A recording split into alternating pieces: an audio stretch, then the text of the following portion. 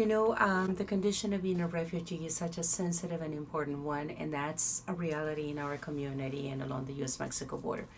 The argument is that we are a humanitarian community, and as such, people have the right to move between their communities, their countries, and across continents. And so, therefore, the right should be that when they come to the United States, they should be treated with dignity. They are humans like the rest of us, and they're looking for survivor and opportunities. And so, therefore, the argument is, as a humanitarian society, what are the things that we can do to make their journey safe? And second, to connect them with systems of support and representation. Forced migration is a process in which people feel that they must migrate because they have no option in their place of origin. But the key element of forced migration, whether it has its origin in a civil war, a famine, a natural disaster, or extended in extreme violence, is that people feel that they have no other option, that they have to leave in order to live.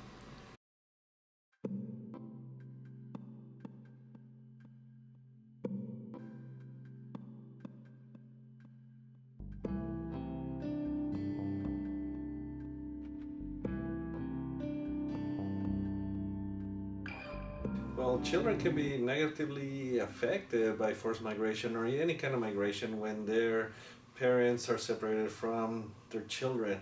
That might be one of the negative experiences that children can face. When children, especially young children, are detached from their parents, that causes a negative impression and long-lasting psychological effects on those children. They start acting up, they start having problems, they like nightmares, regression as far as developmental milestones that they acquire already.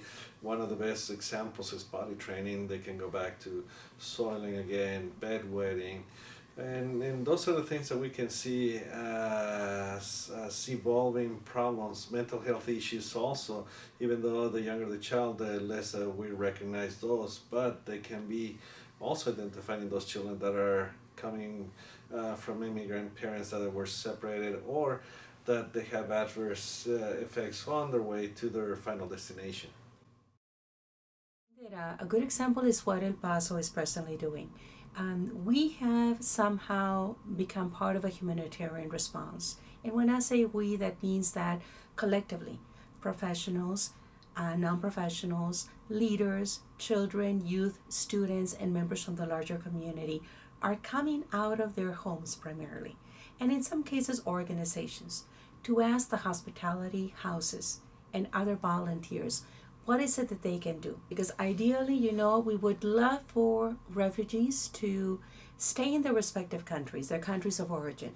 But when you hear, our guests say that they cannot go back because governments are repressive, because there is significant corruption, because they're being subject or victims of extortion or crime. At the local level, immediately, we could be a helping hand. We can work with the organizations that are organizing the humanitarian response.